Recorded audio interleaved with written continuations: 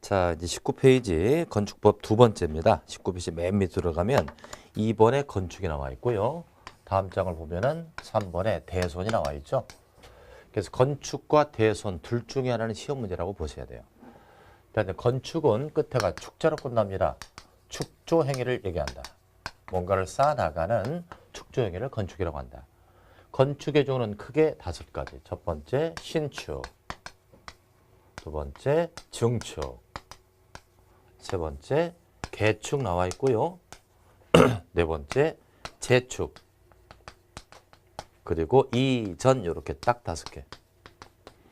건축하면 5개를 통칭하는 개념이죠. 신축, 증축, 개축, 재축, 이전 그럽니다. 이축이라고 안 그럽니다. 이축은 우리가 현재에서 부르는 용어지 법상 용어는 아니라는 거죠. 이전입니다. 자, 신축은 새롭게 짓는 거니까 없는 데서 있는 걸 만드는 거죠. 무에서 유를 창조한다. 없을 무자죠. 없는 데서 있는 걸 만드는 거죠. 자, 없다는 것은 대지의 건물이 하나도 없다는 거죠. 건물이 없는 땅을 뭐라고 한다? 나대지. 나대지에서 새롭게 건축해도 이것은 신축이다. 또 중요한 건 부속 건축물입니다. 부속 건축물이 있는 데서 새롭게 지어도 바로 신축이죠. 자, 부속 건축물을 하게 되면 주된 건물이 아니라는 거죠. 만약에 공장 건물이라면 공장은 주된 건축물입니다. 공장이 있으면 군의 식당이랄지 경비실이 있죠. 이것이 바로 부속 건축물이 되는 겁니다. 그래서 부속 건물은 주된 건물이 아니니까 건물이 없다고 보는 거죠. 그래서 나대지나 부속에서 새로 지면 바로 신축이다. 무에서 유를 창조한다. 이제 증축하게 되면 늘리는 거니까 기존이 있어야 늘어나겠죠. 쪼만했던 유를 큰 유로 바꾼다. 있을 유자니까 있을 유자. 쪼만했던 유를 큰 유로 바꾸는 겁니다. 따라서 이건 있어야 되기 때문에 기존 건축물에서 출발한다. 기존 건축물이 있는 대지에서 크게 하는 거니까 면적이나 층수나 높이를 늘리는 겁니다. 이것을 증축이라고 한다. 그러니까 신축과 증축의 차이점. 이건 나대지나 부속에서 시작되고요. 증축은 기존에서 출발하고 있다는 겁니다. 자, 이제 개축 보자. 특히 재축은 최근에 개정됐다는 걸 유념하세요. 개정된 건 시험에 반영을 합니다. 자, 개축은 철거가 됐습니다. 철거는 일부러 부셨다는 얘기죠. 재축은 멸실됐습니다. 멸실은 자연적으로 무너졌다는 얘기죠. 철거는 일부러 부셨다. 그리고 멸실은 자연적으로 무너진 겁니다. 철거를 하고 다시 짓되 종전 이내, 종전 이내로 축조하는 것을 개축이라고 합니다. 자, 개축을 설명한 이거예요. 자, 여기 이제 기존의 건물이 있었습니다. 기존 건물 5층짜리가 있었다. 이 5층을 철거했습니다. 부셨다 이거죠. 철거하고 다시 짓되 5층까지 졌습니다. 자, 철거하고 다시 졌는데 종전 이내 들어가는 거죠. 이것은 뭐가 된다? 개축이 된다. 종전 이내로 졌으니까 개축입니다. 근데 이제 생각을 달리하자. 5층짜리 건물을 철거하고 이걸 만약에 7층까지 했다고 쳐봐요. 기존을 벗어난 거죠. 기존을 벗어났으니까 이것은 개축이라고 보면 안 됩니다. 그럼 뭐가 된다? 5층짜리를 철거하고 다시 졌는데 7층이니까 5층을 벗어났다. 이건 뭐라고 해야 될까요? 둘 중 하나입니다. 신축도 될 수 있고 증축도 될 수가 있죠. 신축이 될 수 있다는 건 전부 철거입니다. 이 5층짜리를 전부 철거하면 나대지가 되었잖아요. 그런데다 다시 싸면 이것은 바로 신축입니다. 그러나 증축은 일부를 철거한 거죠. 여기 일부를 철거했으니까 기존 건물이 남아있죠. 여기에다 다시 짓되 종전을 벗어났으니까 이건 증축이다. 이렇게 비교하시기 바랍니다. 그래서 개축은 철거를 하고 다시 짓되 종전 이내로 축조한다는 것이고요. 반면에 재축을 보자. 재축은 멸실, 무너졌습니다. 무너져서 다시 짓되 종전에는 개정 전에는 종전 이내로 무조건 축조했어야 돼요. 근데 지금은 바뀌었습니다. 어떻게 바뀌었느냐? 멸실이 됐다 할지라도 원칙은 종전 이내로 축조하는 게 원칙이죠. 그러나 연면적 합계, 연면적 합계가 종전 이내입니다. 연면적 합계가 종전 인의 범위란다면 동수나 층수나 높이 이 셋 중에 어느 하나, 한 개는 종전을 초과해도 상관이 없습니다. 단 조건, 종전의 연면적 합계 이내이어야 합니다. 연면적이라는 게 뭐죠? 바닥 면적을 다 더한 걸 연면적이라고 합니다. 종전의 연면적 이내 범위라면 동수나 층수나 높이는 어느 하나는 종전을 벗어나도 상관이 없다 이 뜻이에요. 다 설명을 드리죠. 이렇게 개정됐는데 자 이런 겁니다. 그럴 수밖에 없기 때문에 이렇게 개정을 했는데요. 이게 대지가 있고요. 이게 건물이 2층짜리가 있었다고 쳐보자. 2층짜리가 있는데 하나의 바닥이 500제곱입니다. 그럼 이것도 500제곱이죠? 따라서 연면적이 얼마다? 바닥이 1층이 500이게 2층도 500이니까 1000제곱이 되겠죠? 연면적이 1000제곱입니다. 근데 여기 집안이 붕괴가 돼가지고 이쪽에 건물이 부서진 거예요. 부서졌으니까 멸실됐죠? 다시 졌습니다. 다시 져야 되겠는데 이쪽에다 건물을 지을 수 없잖아 지금요. 집안이 붕괴를 했으니까 천상 이쪽 빼기 지을 수 없습니다. 이쪽에다 건물을 이렇게 졌다는 거예요. 이쪽은 못 지니까 진 김에 4층을 올린 겁니다. 원래는 예전 같았으면 안 돼요. 2층 이내로 져야 되니까. 근데 지금 개정된 바에 의하면 어차피 이쪽에 못 지니까 여기다 좀 더 높여주자는 거예요. 단 기존의 연면적이 1000이죠. 1000 이내면 됩니다. 즉 다시 졌는데 요거의 바닥이 250이라고 쳐보자. 250이 4개니까 1000제곱이잖아요. 그럼 멸실돼서 다시 짓해 종전 연면적 1000제곱 이내였잖아요. 이내라면 요 층수잖아요. 층수가 높아졌잖아요. 이건 상관이 없다는 얘기죠. 이쪽에 못 지니까 이쪽에 좀 더 높이자. 단 종전의 연면적 이내 범위라면 동수나 층수나 높이는 어느 하나를 초과해도 상관이 없다 이런 뜻입니다. 자, 여기까지 한번 살펴보도록 해요. 자, 건축은 5개입니다. 신축, 그 다음에 증축, 개축, 재축이 있겠고요. 그 다음에 이전이 나오겠죠? 이전. 여기 이제 이전이 또 나와 있습니다. 이전. 이렇게 5개를 건축이라고 하죠. 자, 그 중에 신축부터 자세히 살펴보자. 신축은 새롭게 짓는다는 개념입니다. 그렇기 때문에 건축물이 없는 대지 그랬으니까 나대지입니다. 여기다 새롭게 건물을 축조하는 것을 신축이라고 하죠. 더욱더 중요한 건 부속 건물이라는 거죠. 부속 건물이 있는 대지에 새롭게 주된 건물을 줘도 신축으로 포함시키고 있다는 겁니다. 부속 건물은 주된 건물이 아니니까 이것도 신축으로 봐주자. 증축은 늘리는 거니까 기존 건물이 시작되죠. 기존 건축물이 있는 대지에 면적이나 층수나 높이를 늘리는 것을 증축이라고 한다. 증축은 기존에서 시작되고 신축은 나대지나 부속에서 시작된다. 이렇게. 이제 개축과 재축을 비교해보자. 개축과 재축. 개축은 철거했다고 되어 있습니다. 철거를 하고 다시 졌을 때 종전과 같은 규모 범위에서 지면 바로 개축입니다. 그러나 개정된 재축에 의하면 재축은 멸실됐다고 되어 있죠. 멸실돼서 다시 짓되 다음의 요건을 모두 갖추어서 축조하면 돼요. 다음 요건 1, 2번이죠. 요 두 가지를 모두 만족하면 괜찮다. 첫 번째, 연면적 합계는 종전 규모 이하이어야 한다고 되어 있죠. 연면적이 종전 이하래야 되고 또 동수나 층수 및 높이는 다음에 어느 하나에 해당되면 됩니다. 첫 번째, 동수나 층수나 높이가 모두 종전 이하래도 상관이 없고 또 종수나 층수나 높이가 어느 하나가 종규모를 초과해도 상관이 없다 이거죠. 이것이 새롭게 추가된 거예요. 종전의 연면적 합계 범위 아니라면 동수나 층수나 높이는 어느 하나를 오버해도 상관이 없다 이런 얘기죠. 이전 보겠습니다. 이건 일단 이축이라고 안 하죠. 이전이라고 한다. 주요 구조부를 해체하지 않습니다. 주요 구조부가 뭐가 있죠? 바지, 보내, 주기가 있었죠. 바닥이나 기둥을 해체하지 않습니다. 그리고 같은 대지죠. 같은 대지에서 위치를 옮기는 겁니다. 이건 아주 특수한 구조입니다. 잠깐 여기 보시면 여기 지금 대지가 있습니다. 대지가 있는데 이 대지에 건물이 이렇게 있다는 거예요. 건물이 있는데 이 건물을 전혀 해체하지 않습니다. 번쩍 드는 거죠. 번쩍 들어서 옆 코너에다 이렇게 갖다 놓는 거예요. 그러니까 해체를 전혀 하지 않고 같은 대지에서 위치만 바뀌는 겁니다. 그럼 생각해 보자. 일반 건물을 전혀 해체하지 않고 이쪽에 옮길 수가 없지 않습니까? 따라서 저건 특수한 구조입니다. 그래서 거기다가 조립식 건축물. 조립식 건물은 번쩍 들어서 옮길 수 있다는 얘기죠. 그래서 해체 안 하고 같은 대지에서 위치만 바꾼 걸 이전이라고 한다. 이상 우리는 건축을 배웠습니다. 건축은 5가지로 나눠집니다.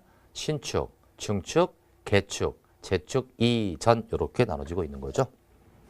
이렇게 해서 건축을 마쳤고 이제 대수선을 보자. 두 번째 나오는 게 대수선이죠.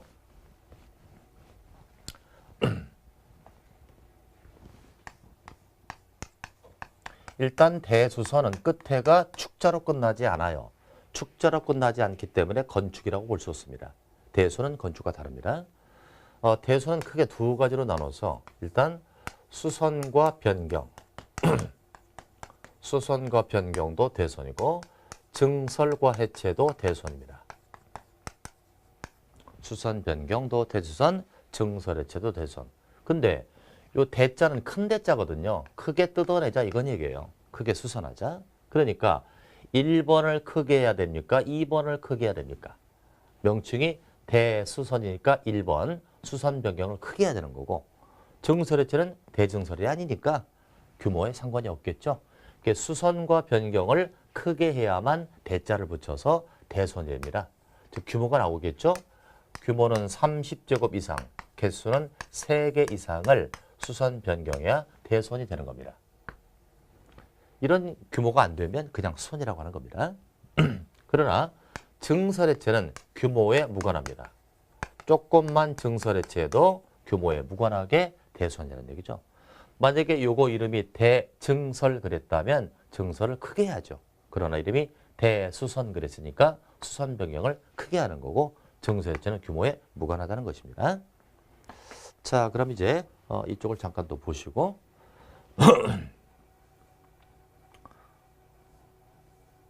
자, 대수선이 이제 뜻이 나오는데 요 대수선의 종류가 박스에 한 6개 정도 이렇게 수록했습니다. 자, 대수선이 되려면 첫 번째, 자, 우선 뜯어내되, 크게 뜯어내되 주요 구조부를 뜯어내야죠. 그래서 일단 내력벽 나왔고요. 기둥 나왔고, 보호 나왔고, 지붕틀 나왔습니다. 요 3가지는 주요 구조부입니다. 이것을 증설 해체하거나 이것도 마찬가지 기둥을 증설 해체하거나 보를 증설 해체하거나 지붕틀을 증설 해체한다. 그런 다음에 색깔을 좀 바꿔볼게요. 내력벽을 증설 해체하거나 벽 면적 30제곱 이상을 수선 변경한다고 되어 있습니다. 또 3개 이상 기둥을 수선 변경한다고 되어 있습니다. 보를 3개 이상 수선 변경한다고 되어 있습니다. 지붕틀을 3개 이상 수선 변경한다고 되어 있죠. 그럼 여기서 개수가 나오잖아요. 30이랄지 3개라는 개수가 나옵니다. 이것은 증설 해체 연결되나요? 수선 변경에 연결되나요? 자, 문장을 보세요. 지금 1번 문장은 2가지를 합쳐놓은 거예요. 하나는 내력벽을 증설한다 하나 딱 끝나고 또 내력벽을 30 이상 수선 변경한다 2가지를 합쳐놓은 거죠. 그러니까 30 이상을 수선 변경해야 대선이고 증설 해체는 숫자가 나오지 않으니까 규모에 무관합니다. 그럼 물음 드릴게요. 내력벽을 20제곱미터입니다. 내력벽을 20제곱미터를 증설했다. 대선인가요? 내력벽을 20제곱 증설했다고 그랬죠? 증설해체는 규모에 무관하니까 대선인 거예요. 그러나 만약에 내력벽을 20제곱미터 수선했다 그러면 대선이 아니죠. 30 이상이 돼야 되니까. 하나 더. 기둥을 만약에 3개 이상을 수선 변경해야 대선입니다. 만약에 기둥을 1개 증설했다 그러면 대선이에요. 증설해체는 규모에 상관이 없으니까. 또 보를 1개 해체했다 그랬죠. 대선입니다. 지붕틀을 1개 증설했다? 대선이죠. 증설과 해체는 규모에 상관이 없다. 그러나 수선과 변경이 되려면 3개 이상을 해야 대선이라 이런 얘기입니다. 그렇게 이해하시고요. 자, 이제 방화벽이나 방화구역을 위한 바닥벽을 증설 해체하거나 수선 변경한다 그랬는데 지우고요. 자, 이것은 이제 방화적 조치라 볼 수 있습니다. 방화적 조치하면 화재를 예방해 주는 거죠. 화재를 예방한다는 건 굉장히 사안 자체가 중대합니다. 그렇기 때문에 증설 해체나 수선 변경에조차도 숫자가 나오지 않아요. 조금만 뜯어내도 대손한 얘기죠. 그러나 요 경우는 수선 변경이 되려면 30이나 3개 이상이 돼야 되고 이건 방화적 주시니까 숫자가 나오지 않습니다. 조금만 증설해체하고 조금만 수선 변경해도 이것은 대손이라고 봐야죠. 그러면 건축물 외벽에 사용되는 마감 재료를 증설해체하거나 30 이상 수선 변경하고 되어 있죠. 이것도 30 이상은 수선 변경에 해당이 됩니다. 마감 재료라는 게 뭐죠? 자, 콘크리트 건물을 만들고 났을 때 마감은 맨 끝에 하는 거 아니에요? 콘크리트 건물을 건축하고 나면 거칠거칠하고 색깔이 희끄물에 별 못이 없습니다. 다 짓고 나서 그때다 석재를 얇게 썬다든지 타일을 붙이는 걸 마감 재료라고 하죠. 근데 실제로 서울의 테헤란로에서 이 테헤란로에 높은 건물들이 있었는데 위쪽에 있었던 석재가 떨어져 가지고 사람이 다친 사건이 있습니다. 그 이후로 이제 외벽에 사용되는 마감 재료를 증설해체하거나 30 이상을 수선 변경할 때 이것을 대손으로 규제하고 있다. 이렇게 이해하시면 됩니다. 이렇게 해서 대손까지 살펴봤습니다. 자, 이제 교재 21페이지 펴주시고요. 21페이지 4번을 보시면 건축물의 용도 분류라고 되어 있습니다. 우리 건축물은 종류가 수백 가지 이상이 될 겁니다. 수백 가지 이상의 건물을 그 기능이나 형태나 구조가 비슷한 거, 구조나 형태나 기능이 비슷한 걸 묶어가지고 분류를 한 겁니다. 이것을 용도 분류라고 한다. 그럼 현행 건축법에는 용도 분류가 몇 가지로 나눠질까? 괄호 1번 단독주택부터 시작해서 괄호 2번 공동주택에서 쭉 넘겨보세요. 페이지 24페이지에서 끝나죠. 24페이지 괄호 29번에 야영장실에서 끝납니다. 그리고 현행 건축법상 용도 분류는 29개로 구분된다. 29개. 자, 그중에 1번에 단독주택의 종류를 보자. 단독주택은 소유자가 한 명이죠. 공동주택은 소유자가 여러 명이죠. 단독주택은 내 혼자 집이고 공동주택은 아파트 한 동에 100세대가 있다면 주인이 100명 아니겠습니까? 자, 그래서 여기서 종류만 분류해봐요. 숫자나 층수나 면적이 나오는데 이것은 나중에 주택법에서 한번 타치를 하도록 하고요. 자, 단독주택 종류 4가지 밑줄 칩니다. 단독주택 하나, 다중주택이 둘, 다가구주택이 셋, 그리고 공관이 넷입니다. 자, 단독주택은 소유자가 한 명이라고 그랬죠. 그럼 거기서 말이죠. 3번에 다가구주택을 잠깐 보세요. 다가구주택은 점 세 번째를 보면은 19세대 이하라고 되어 있죠. 그러니까 다가구주택은 19세대 이하입니다. 그러나 단독주택이기 때문에 소유자가 한 명이에요. 나머지는 다 임대해 주는 거다. 세입자다. 이렇게 보시면 되죠. 그럼 공관은 뭐죠? 도지사 공관 또는 뭐 시장님 공관 이런 관저가 있죠. 이걸 공관이라고 합니다. 이것도 단독주택이다. 그래서 종류 4가지만 파악하시고 두 번째 공동주택 종류 4가지. 아파트, 연립주택, 다세대주택, 기숙사까지. 기숙사도 공동체 생활을 영위하니까 공동주택의 범위에 넣어주고 있다는 얘기입니다. 자, 그렇다면 이제 단독과 공동을 비교해봐요. 자, 우리가 다자로 시작하는 게 지금 3가지가 나오고 있습니다. 다중주택, 그리고 다가구주택, 그리고 다세대주택 이렇게 3가지가 있죠. 이 3가지를 구별해 주는 게 가장 좋을 것 같은데요. 요거 2개는 단독주택이었습니다. 단독주택. 요것은 공동주택입니다. 공동주택. 자, 이렇게 보시면 될 것 같습니다. 다중과 다가구는 단독주택, 다세대는 공동주택인데 이렇게 보자고요. 아파트를 1000가구라고 합니까? 1000세대라고 합니까? 아파트를 1000세대라고 그랬죠? 아파트는 공동주택이에요. 그러니까 세대자가 들어가면 공동주택이다. 이렇게 알아두시고 세대자가 없는 다중과 다가구는 단독이다. 이렇게 기억하면 이해가 빠를 겁니다. 자, 그래서 단독주택과 공동주택은 종류 정도만 파악을 해 주시고요. 이제 3번에 1종 근린생활시설, 4번에 2종 근린생활시설이 나옵니다. 자, 이제 근린생활시설 그러면 가깝다는 거 아닙니까? 가깝다. 어디서 가깝다? 주거 지역에서 가까운 거예요. 주거 지역에서 가까운 시설을 근린생활시설이라고 합니다. 자, 그렇다면 건축학자가 1종과 2종으로 나눌 때는 어떤 논리적 근거가 있었겠죠. 그래서 근린생활서를 근생이라고 쓰겠습니다. 현업에서도요, 줄여가지고 근생 그럽니다. 근생. 자, 근린생활서는 1종과 2종으로 나눠진다. 1종 근린생활설, 2종 근린생활설. 무작위로 나누지 않았겠죠. 일정한 룰이 있을 겁니다. 그럼 1종 근생과 2종 근생은 어떤 게 더 우리 집에서 가깝다? 1종이 가깝겠죠. 요건 집에서 가깝다. 가깝다는 것은 주거 지역의 피해를 적게 줍니다. 피해를 주지 않거나 피해를 적게 주니까 가까이 붙이는 거죠. 피해를 적게 준다는 것은 같은 시설이라면 규모가 크다 작다? 규모가 작으니까 가까이 붙이겠죠. 이종은 그 반대 집에서 좀 멀어요. 멀다. 그리고 피해를 크게 주니까 좀 멀리 떨어뜨려야죠. 이것은 규모가 클 겁니다. 규모가 크니까 멀리 떨어뜨려야죠. 피해를 줄 테니까. 또 1종은 우리 필성, 생활에 필수성이 강하다.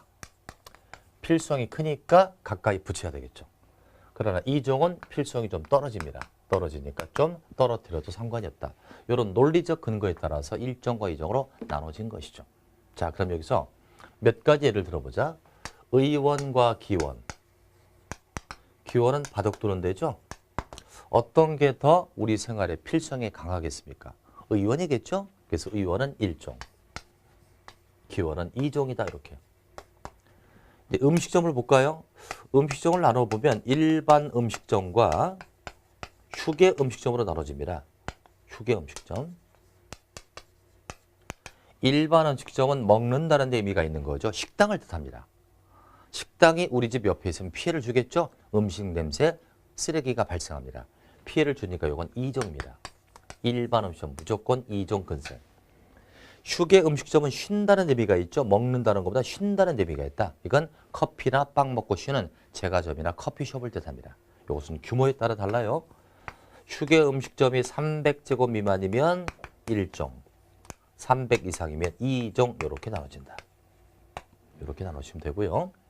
그래서 여러분들이 일반적으로 식당에 가서 밥을 먹는 것은 일반 음식점, 무조건 2종입니다.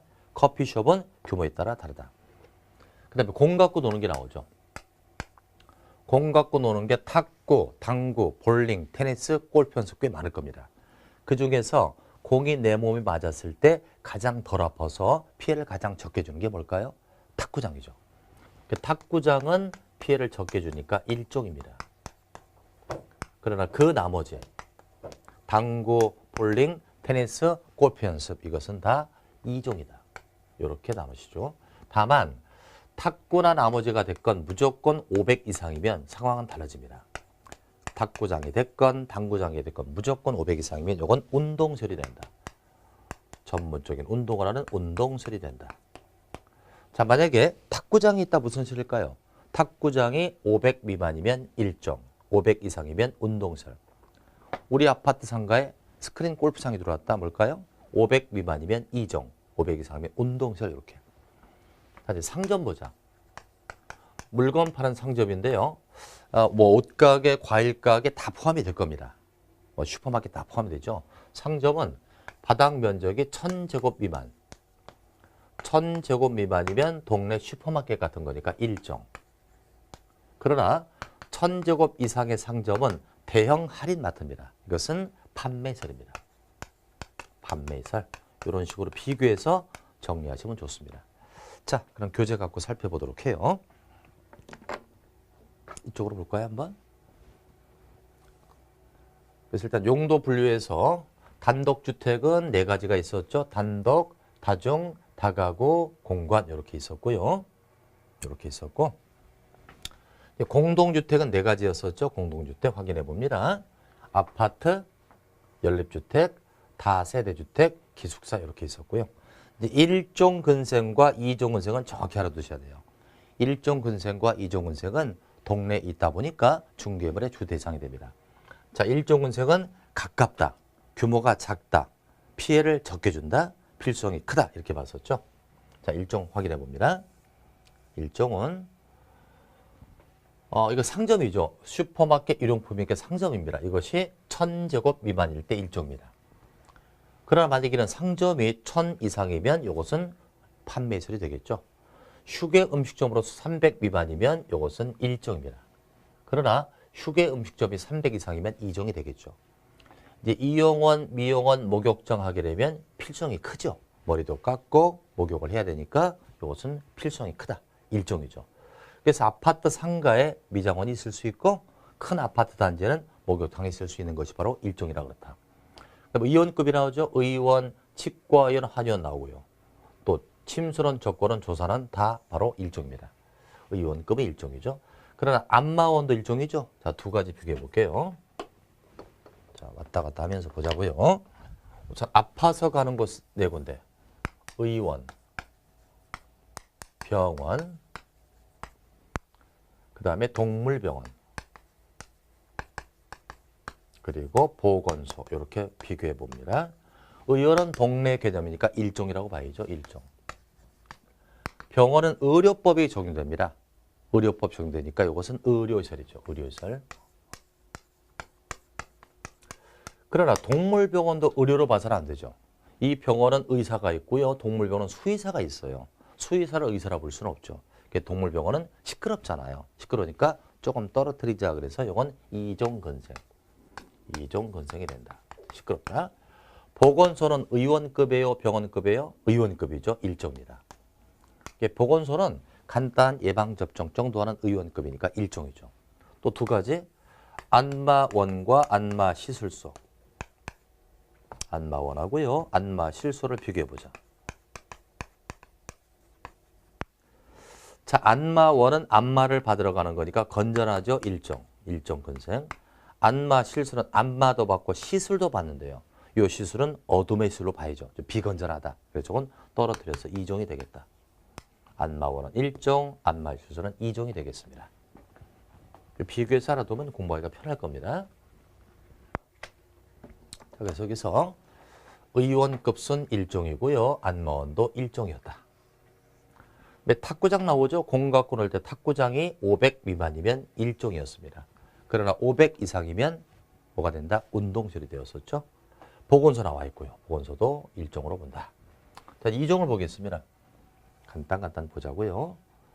자, 2종 건생은 조금 멀다. 규모가 크다. 피해를 줄 것이고 필성이 좀 떨어진다.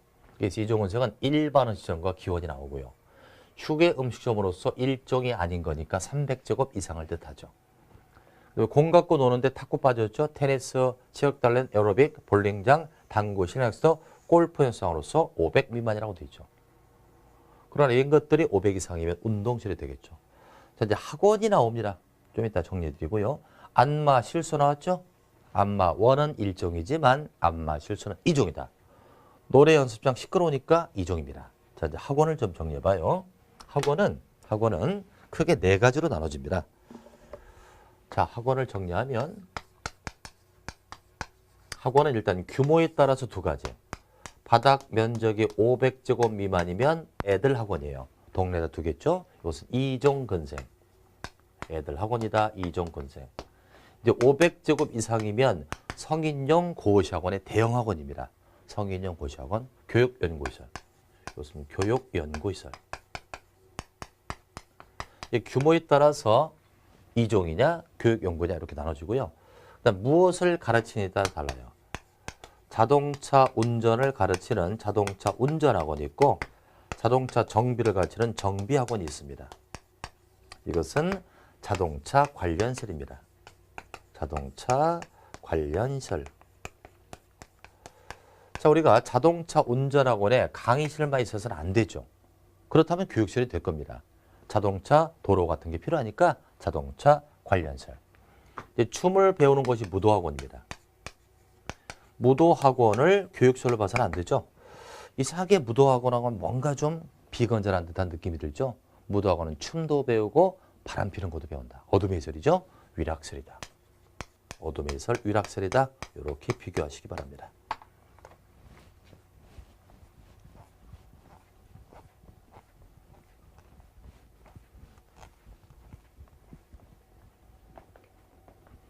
자, 그래서 여기 나오듯이 학원이 여기선 2종이니까 500 미만을 뜻한다고 돼 있죠. 자, 이제 문화 및 집회시설 보겠습니다. 문화 및 집회. 자, 문화 및 집회는 문화생활을 위해서 모이자 집회하자는 거죠. 그러니까 문화생활을 위해서 보고 들어야 되죠. 보고 듣는 것이고 보고 들으려면 모여서 앉아 있어야 되죠. 관람석이 있어야 된다. 그래서 문화 및 집회는 문화생활을 위해서 보고 듣는 것으로서 관람석이 있어서 집회 모이자라는 거죠. 그래서 공연장, 집회장은 이곳은 듣는다죠. 극장 같은 거 나와 있고요. 관람장, 전시장, 동식으로 보러 가는 거죠. 보니까 이곳은 문화 및 집회가 되겠다. 보고 듣는 겁니다. 이제 종교시설 나와 있고요. 판매시설 나와 있습니다. 자, 그 다음에 이제 운수시설 보자. 운수시설이죠. 이것은 자동차 터미널 나와 있고요. 그 다음에 철도나 항만이나 공항시설이, 항만이 나오죠. 철도, 공항, 항만이나 자동차 터미널은 바로 운수시설이죠. 의료시설은 병원급이죠. 병원급이 바로 의료시설이라고 얘기했었습니다. 이제 교육 연구를 좀 보겠습니다. 교육 연구. 배우고 가르치는 곳이죠. 학교, 학원 나와 있는데 이때 학원은 500제곱 이상을 뜻하겠죠. 연구소, 도서관도 우리가 교육 연구다. 이제 노유자 할 때 노인과 아이들 시설입니다. 그래서 아동 관련과 노인 복지가 바로 노유자 시설이죠. 수련시설은 생활권 수련, 자연권 수련 나와 있는데 괄호수를 보니까 청소년자가 압도적으로 많죠. 이렇게 보시면 되죠. 수련의 대상은 노인과 아이들이 아니라 청소년자 이렇게 알아두세요. 청소년자가 있으면 바로 수련시설이다 이렇게 알아두시고 특히 조심할 유스호스텔. 유스호스텔은 외견상 호텔처럼 보입니다. 그러나 숙박이 아니죠. 유스호스텔은 중고등학생들 소풍 갔을 때 먹고 자고는 곳이 바로 유스호스텔. 유스라는 말 자체가 청소년 뜻이죠. 그래서 이것은 수련시설이다. 야영장시설인데 이것은 유료 캠핑장이죠. 유료 캠핑장이 300제곱 이상이면 바로 수련시설입니다. 그러나 야영장시설이 300 미만이 될 때가 있죠. 이건 그냥 야영장시설 그렇게 얘기합니다. 좀 이따 뒤에 나오겠죠. 300 이상이면 수련시설, 300 미만이면 야영장시설 그렇습니다. 자, 이제 운동시설 보자. 운동시설은 운동을 하러 가는 거예요? 보러 가는 거예요? 하러 가는 거죠. 그러니까 운동을 보러 가는 것은 문화집회일 거고 하러 가는 거 운동시설. 탁구 체육장이 쭉 나왔고 일종 이종이 아니라고 그랬으니까 500 이상을 뜻하겠죠. 500 이상. 공과 공놀 대 500 이상. 이 두 가지를 보시면 체육관 운동장이 나옵니다. 체육관 운동장이 운동실이 되려면 운동을 하러 가는 거예요? 보러 가는 거예요? 하러 가야 되죠? 보러 가는 게 아니라고요. 그래서 관람석이 없거나 관람석이 1000 미만이면 운동을 하러 가니까 문화 및 집회입니다. 그러나 거꾸로 체육관 운동장이 관람석이 1000 이상이면 이걸 운동을 보러 가는 거니까 문화 및 집회다 이렇게. 업무시설은 생략하겠고요. 이제 숙박시설은 잠을 자는 거죠. 일반 숙박이 있고 관광 숙박이 있는데 조심할 건 휴양 콘도미니엄. 콘도에 놀러 간다, 자러 간다 그러면 다 놀러 간다고 그래요. 아닙니다. 콘도 자체는 주변 관광을 하고 콘도 자체는 잠을 자는 숙박이 된다. 조심하시고. 이제 위락시설 하게 되면 어둠의 시설이라고 봐야죠. 술집 나오고 막 도박장 나올 거예요. 그래서 위락시설은 유흥주점 술집 나왔고 카지노 영업소 도박장 나왔고요. 무도장, 무도학원 이렇게 이런 것들이 유락이다. 공장 생략하고 창고에서는 두 가지 나옵니다. 창고에서는 두 가지. 물류터미널과 집배송시설이 나옵니다. 자, 물류터미널 조심하시죠. 아까 자동차 터미널은 운수시설이었습니다. 그러나 물류터미널은 창고시설. 집배송시설은 택배업체 아니겠습니까? 택배업체도 바로 이것은 창고시설이다. 위험물 저장 및 처리죠. 대단히 위험한 것들. 주유소랄지 그 다음에 도료 판매소가 나옵니다. 도료 판매소로 하면 페인트 가게 아니에요? 도료는 칠한다는 거니까 페인트 가게도 위험하죠. 씬 나가 있고 발화성 물질이다. 위험하니까 위험물 저장 및 처리가 되겠다. 굉장히 종류가 많아요. 자동차 관련세는 주차, 세차, 폐차 쭉 나와 있고요. 운전학원, 정비학원 조심하자. 운전학원, 정비학원은 교육철이 아니라 자동차 관련이다. 동물 및 식물 관련하게 되면 동식물을 키워서 잡아먹는 데입니다. 축사, 가축, 도축, 도개, 동물 키워서 먹는 데고요. 작물 재배, 종묘 배양, 화초 분재는 식물을 키워서 재배해서 먹는 곳이죠. 그래서 동물 및 식물 관련은 키워서 먹는 겁니다. 그러나 동식물원 제외라고 돼 있죠. 동식물원에 동물을 먹으러 가는 게 아니죠. 보러 가잖아요. 이것은 문화 및 집회설. 동식물원 문화 및 집회다. 이렇게. 자원순환 관련은 쓰레기 쪽이 되겠고요. 교정 및 군사라면 교도소 같은 것이 되겠습니다. 이제 방송통신 나와 있고요. 그 다음에 발전소가 나오는데 발전소는 전기를 발생한다는 거죠. 이게 바로 발전소가 들어있고 묘지 관련 나옵니다. 화장시설, 이건 예전에 화장장 좀 보시고 봉안당, 납골당 좀 보시면 납골당, 이게 봉안당, 묘지 관련이 되겠습니다. 29개니까 이제 거의 끝나가죠. 관광휴게소입니다. 관광휴게소는 놀러 간다가 다 관광휴게. 놀러 가는 것이 다 관광휴게입니다. 놀러를 실내로 간다, 야외로 간다, 야외로 간다. 그래서 야외 음악당이나 야외 극장이 나오죠. 여기서 만약에 야외자가 없다고 쳐봐요. 음악당이나 극장이면 보고 들으러 가니까 문화 및 집회가 됩니다. 그러나 야외자가 딱 붙으면 이것은 놀러 간다는 의미죠. 이것은 관광휴게가 되겠다. 이제 장례설이죠. 장례시장도 있고 동물 전용의 장례시장이 있습니다.